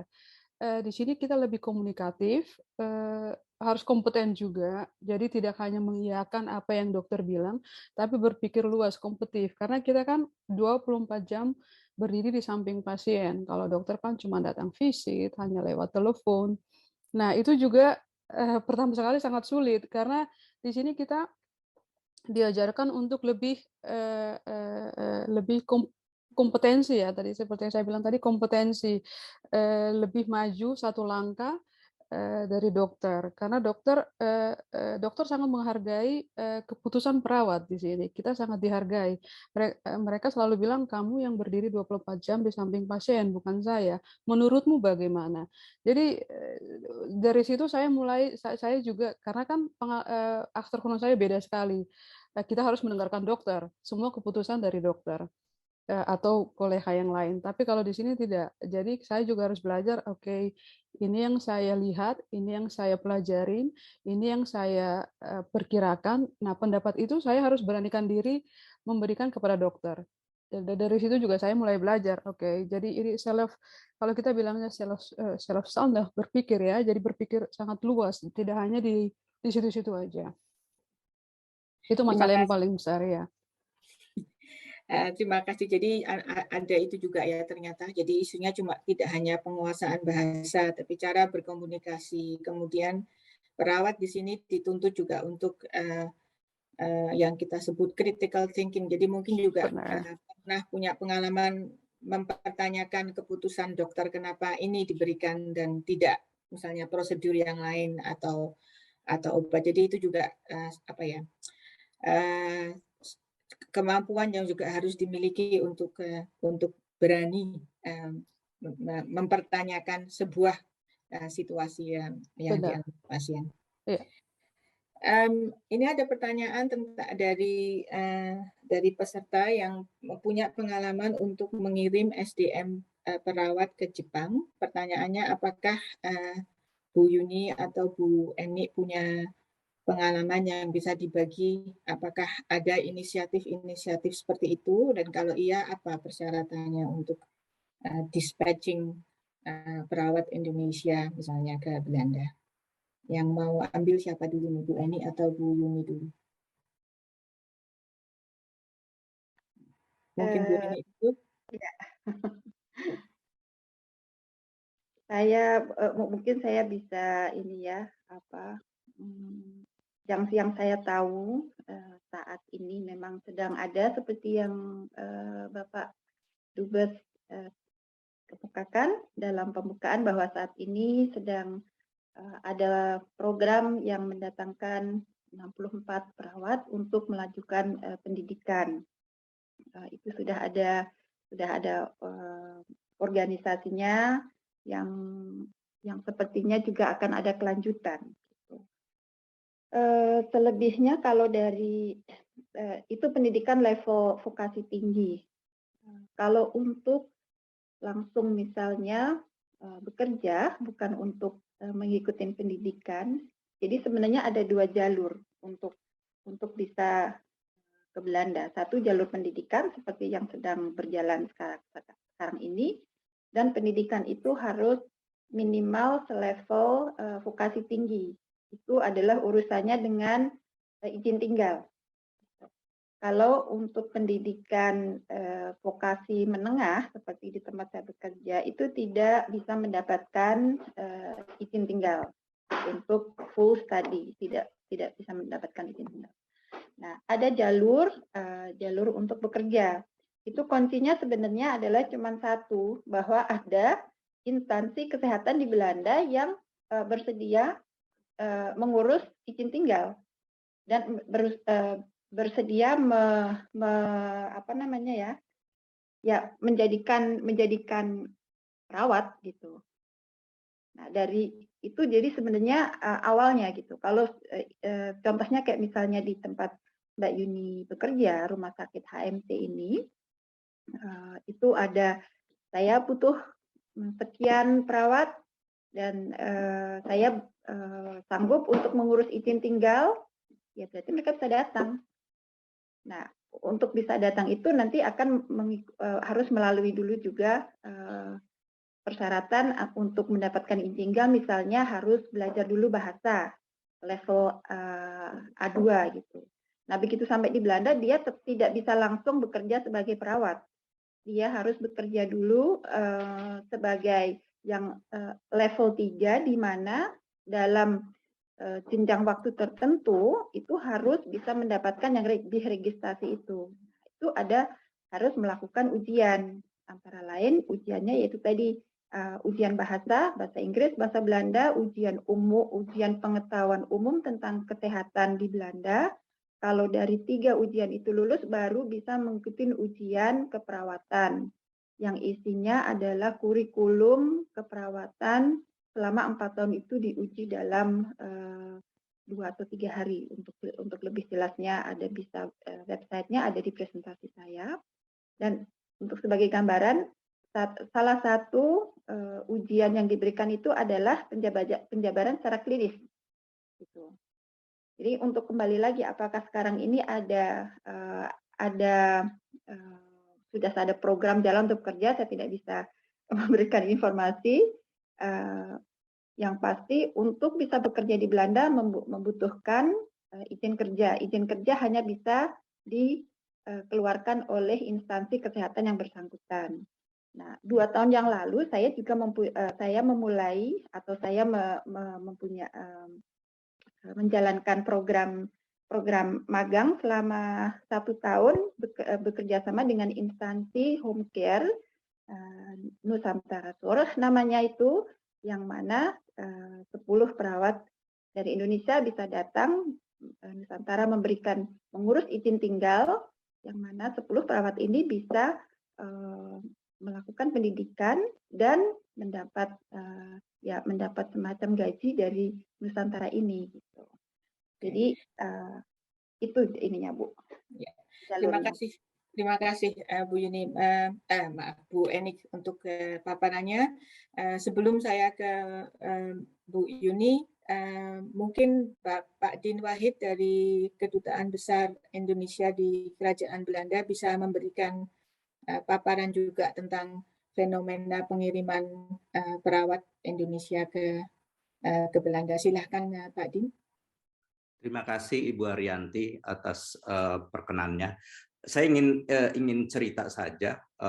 Tadi Pak Dubes kan menyampaikan bahwa saat ini ada 64 perawat Indonesia yang memang mereka baru saja didatangkan. Belum 1 bulan mereka berada di Belanda gitu, dan mereka sekarang sudah ditempatkan di beberapa sekarang sebagian besar di ASEAN, ada 44 seingat saya, terus kemudian ada di tempat lain gitu. Nah, mereka itu sebelum berangkat, ini sebenarnya kerjasama antara Kementerian Kesehatan dengan pihak pemerintah Belanda melalui apa yang disebut dengan YOMEMA. Jadi organisasinya di Indonesia namanya YOMEMA. Saya lupa singkatannya apa gitu. YOMEMA itu yang kemudian akan mengurus semuanya. Terus di sini mereka karena ini bukan sekedar penempatan perawat, tapi kemudian mereka belajar kembali untuk program S1 di program Hogeschool. Kerjasamanya dengan Avans Plus. Yang di beberapa tempat ya, Avans Plus itu. Jadi untuk tingkat S1. Nah, memang mereka sebelum waktu pembukaan saya sempat ketemu dengan mereka dan beberapa staf dari KBRI gitu. Ketemu sama mereka. Memang mereka sebelum ke sini mereka diajarkan bahasa Belanda di Erasmus selama 1 tahun. Itu sangat intensif sekali. Terus kemudian setelah itu ada lagi belajar bahasa lagi yang tidak seintensif yang seperti awal itu gitu. Nah, baru kemudian mereka berangkat. Ke depan saya kira akan ada lebih banyak lagi pemberangkatan pemberangkatan program perawat ke Indonesia. Tapi memang skemanya masih kemudian belajar lagi di sini. Di sini belajar lagi 4 tahun gitu, 4 tahun belajar lagi, tapi kemudian mereka mendapatkan kesempatan untuk magang internship. Nah, biaya hidupnya itu didapatkan dari magang selama di sini. Dan setelah saya tanya-tanya dalam ini saya dalam hitungan saya itu lebih dari cukup dari biaya magang. Itu sudah termasuk misalnya untuk housing, terus kemudian untuk asuransi, dan ada uang sakunya. Itu dalam perhitungan kami yang saya pernah tinggal di sini selama mahasiswa itu lebih dari cukup untuk itu. Nah, saya kira mungkin dari siapa tadi yang bertanya mungkin bisa bertanya bisa koordinasi dengan Kementerian Kesehatan, terus kemudian melihat juga Yomema gitu. Yang sedang kami kemarin saya sempat diskusi dengan ini dengan pihak Avan Plus-nya. Saya bilang karena bidang saya sebenarnya kan bidang pendidikan, bukan keperawatan. Kalau perawatan datang ke sini itu udah bagiannya ketenaga kerjaan, udah bagiannya adalah tentang tentang ekonomi ya.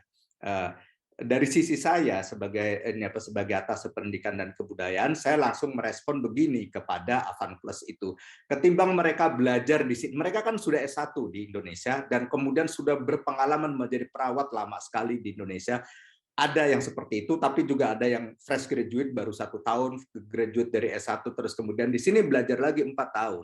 Saya bilang instead of having having training for 4 tahun lagi gitu loh. Kenapa kemudian kita tidak membuat semacam kerjasama antara lembaga-lembaga pendidikan di sini yang Hogeschool gitu.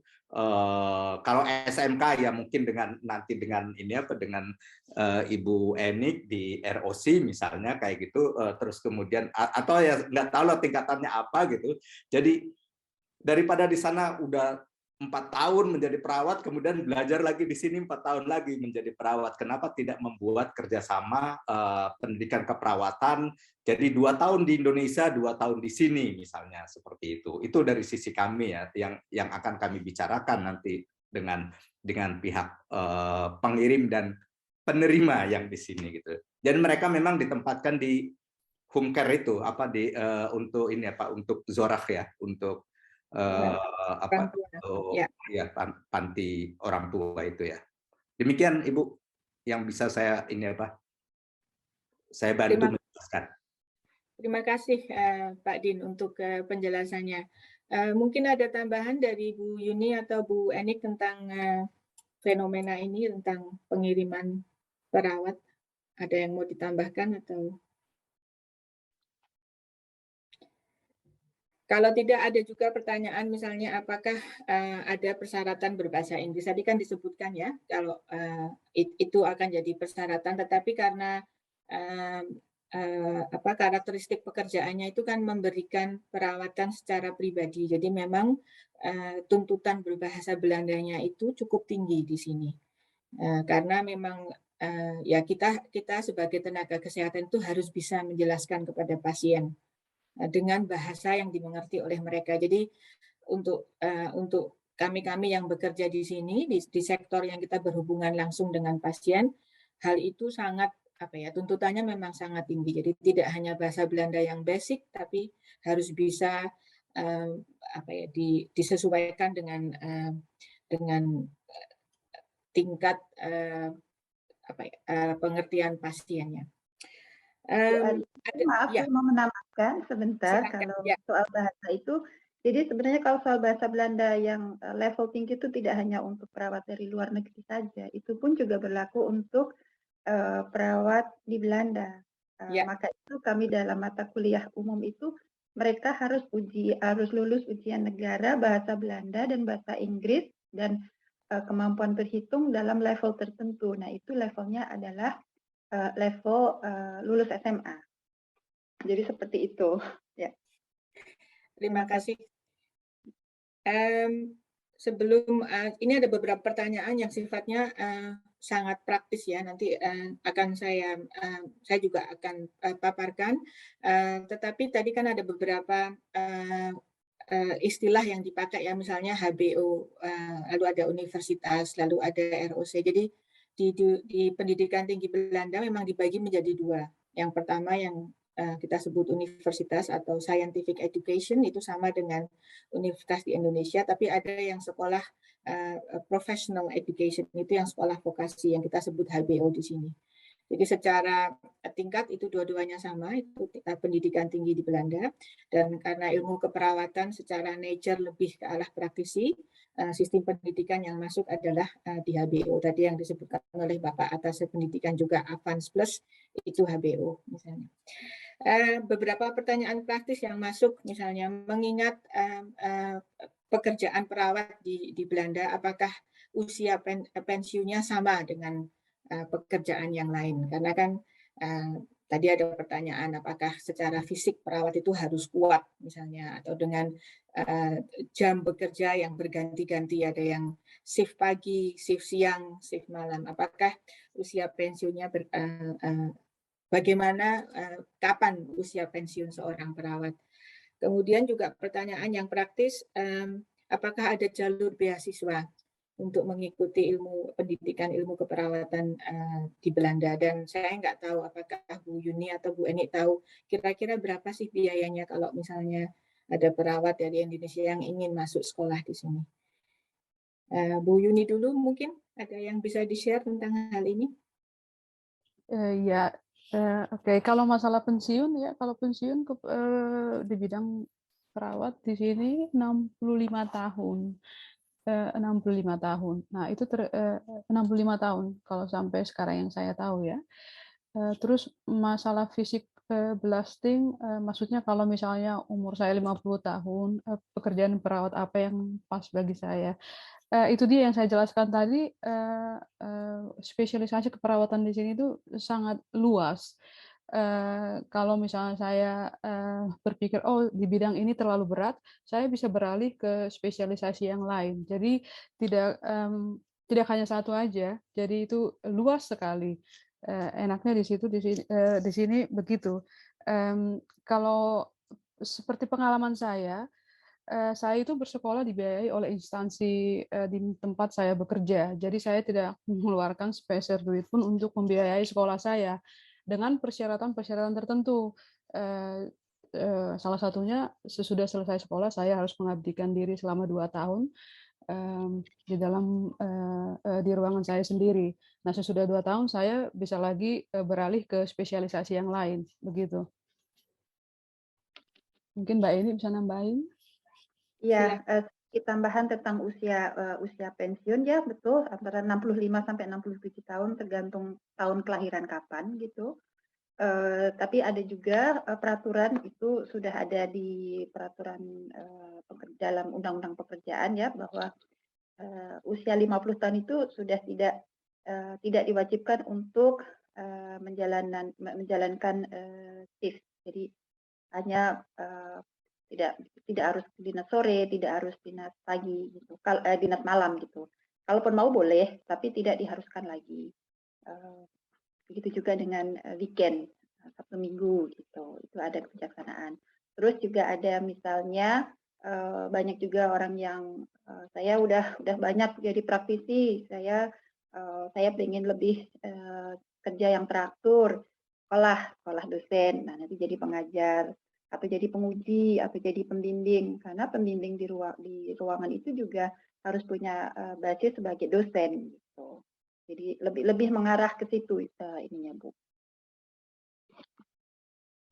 Mungkin saya bisa lanjut ke pertanyaan kedua ya Bu ya. Apa tadi Ya, tentang biaya sekolah dan apakah ada jalur beasiswa?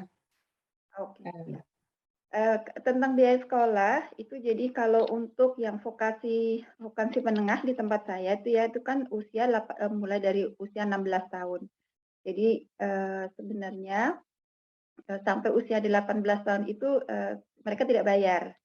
Jadi kami sekolah dapat uang dari pemerintah sesuai dengan jumlah mahasiswa kami gitu. Jadi tidak membayar sampai umur 18 tahun. Jadi mereka hanya butuh biaya untuk buku, untuk laptop seperti itu. Begitu juga dengan untuk transportasi, untuk kan kalau dari rumah ke sekolah atau dari rumah ke tempat magang itu juga sudah dapat dari pemerintah. Nah, begitu umur 18 tahun itu mereka kalau itu peraturannya beda di mana tergantung levelnya. Kalau untuk level vokasi menengah itu mereka dapat namanya prestasi burs yang artinya bahwa mereka membayar sekolah dan uang sekolah itu bisa pinjam, dan kalau dia lulus dalam waktu sekolahnya kan 4 tahun. Kalau dia lulus dalam waktu tepat itu tidak perlu dikembalikan lagi gitu. Itu prestasi itu untuk vokasi menengah. Jadi artinya untuk bisa sekolah lulus dengan diploma vokasi menengah itu tidak butuh tabungan yang banyak atau orang tua yang kaya karena memang sudah dibayar. Nah, berbeda lagi terus untuk yang jalur dual study itu kan orang dewasa tuh. Nah, yang membayar sekolah adalah instansi di mana tempat dia bekerja. Gitu. Nah, untuk level yang vokasi tinggi itu ada peraturan untuk penduduk Belanda sama bukan penduduk Belanda. Nah, itu beda lagi. Untuk memberi gambaran di tempat saya itu kan vokasi menengah. Kalau yang membayar untuk penduduk Belanda itu setahunnya hanya 2.800. Nah, kalau untuk yang bukan penduduk Belanda, ya dia kan mungkin saya rasa 2 kali lipat, sama seperti dengan pendidikan di university atau di level tinggi gitu. Nah, syaratnya itu ya harus punya izin tinggal Belanda dan memang sebagai pembayar pajak Belanda gitu. Kalau hanya punya izin tinggal saja dan tidak membayar pajak, ya berarti dapat tarif untuk mahasiswa luar negeri. Gitu. Itu sih Bu yang bisa ini. Kalau untuk jalur beasiswa ya sebenarnya beasiswa dari instansi tempat bekerja itu.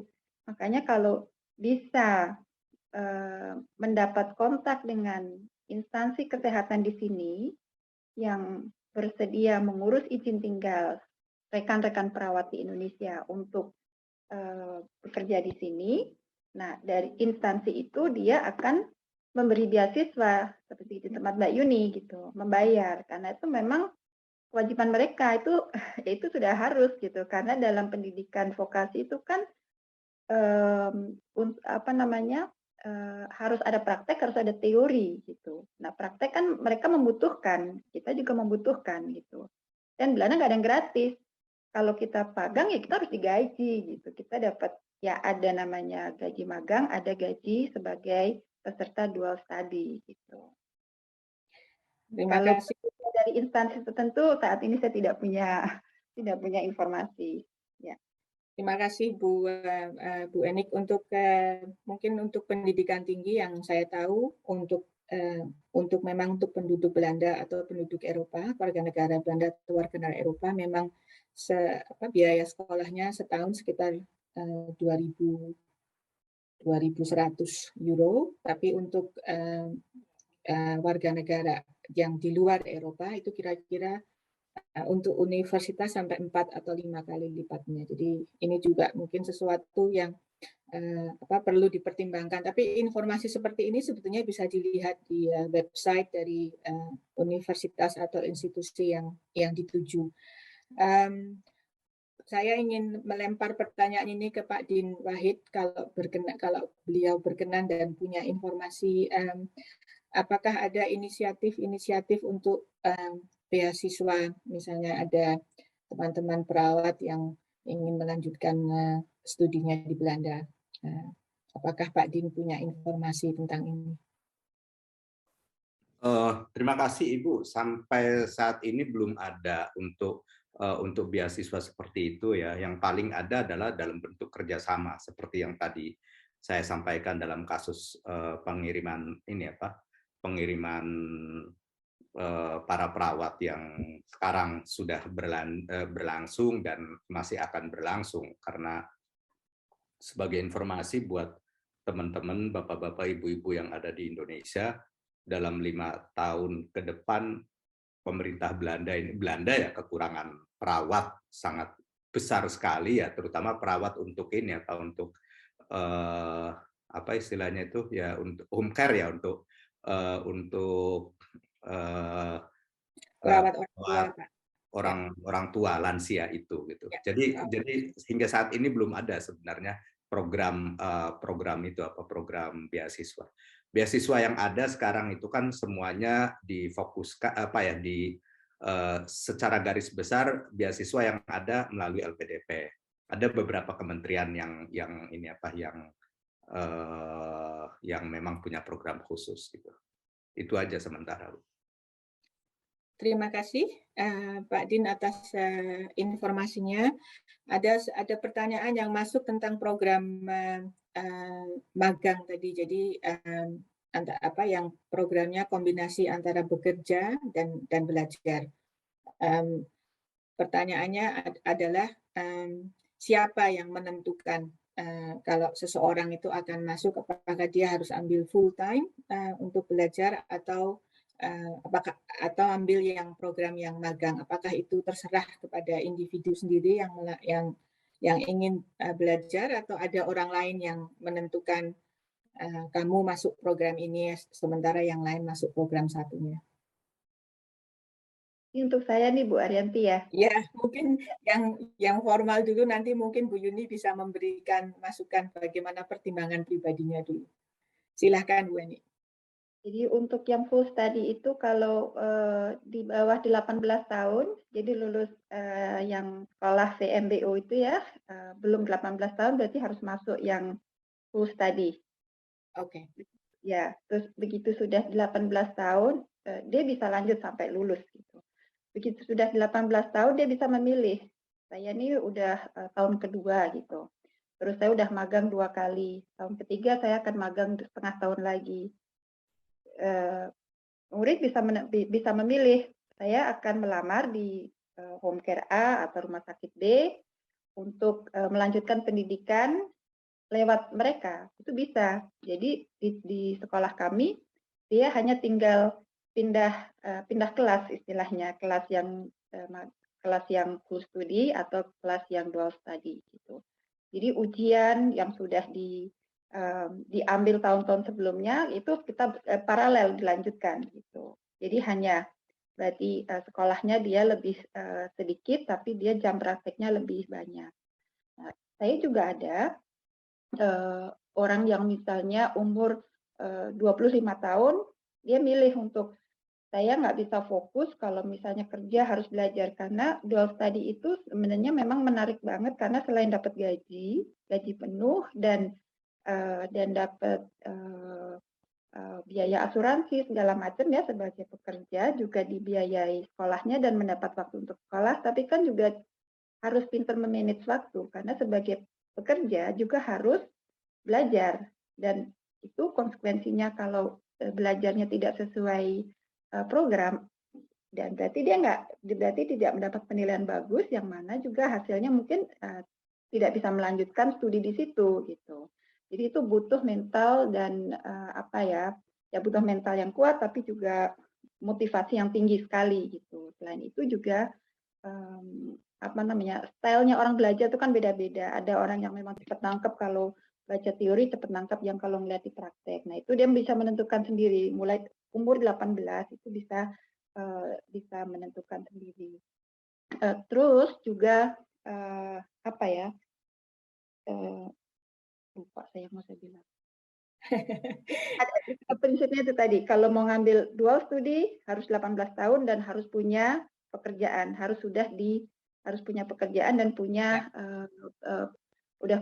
ada instansi yang mendaftarkan dia ke sekolah ya, gitu. Mensponsori ya. Iya, terima kasih. Which memungkinkan. Ya. Mungkin Mbak Bu Yuni, pengalaman pribadinya yang pernah melakukan dual study, bagaimana manajemen waktunya, stres levelnya? Kalau pengalaman saya karena dari awal saya sudah di bagian penyakit dalam ya, jadi spesialisasi yang saya ambil itu tidak berbeda jauh. Jadi proses magang itu waktu saya masuk endoskopi, karena basicnya saya itu sudah penyakit dalam, proses magangnya itu tidak lama, cuma 3 bulan. Nah, selama 3 bulan itu saya di-coach sama 2 perawat senior, sama praktek pembimbing, sama kepala ruangan. Selama 3 bulan itu dilihat perkembangan saya itu cocok, saya ada kompetensi nggak untuk masuk ke dalam dunia endoskopi ini, dengan teori dan praktek digabungin. Nah, kalau dari ada juga kolega yang dari spesialisme yang lain ya, biasanya ya, atau dari kardiologi atau chirurg, proses magangnya itu 1 tahun. 1 tahun, mereka itu mendapatkan 2 coach pembimbing sama praktek pembimbing dengan seorang manajer. Nah, itu sekali 3 bulan dievaluasi. Kalau misalnya dalam 3 bulan mendapatkan evaluasi yang tidak cocok dengan apa yang diberikan oleh ruangan, itu akan dialihkan ke spesialisasi yang lain. Jadi tidak diperpanjang. Dalam proses magang setahun itu dibayar. Jadi gaji tetap jalan. Sesudah melewati 1 tahun proses magang, baru kita apply untuk sekolah. Jadi mereka menentukan sekolah sendiri, kamu ke Universitas Leiden of Erasmus itu cuma 2 ya di kita dari kesehatan. Nah, ruangan yang membiayai semua. Itu sih proses pengalamannya. Ya, terima kasih. Ini dari segi waktu kita sudah masuk ke akhir webinar ini. Sebelum saya menutup webinar ini, mungkin ada closing statement dari Bu Enik, dari Bu Yuni, kemudian yang terakhir saya mohon Pak Din Wahid juga untuk menutup acara ini. Apa ada pesan pendek untuk teman-teman di Indonesia, Bu Enik? Ya, saya ada sedikit pesan. Jadi ini juga sehubungan dengan visi dan misi pendidikan vokasi ya. Kalau dalam bahasa Indonesianya itu ada istilah where will is isn't there, yang artinya kalau ada kemauan pasti ada jalan. Jadi itu menyimpulkan bahwa kalau memang baru mulai sanggup dan mampu mulai dari level 2 dan punya keinginan untuk ke jenjang sarjana pun itu ada jalan.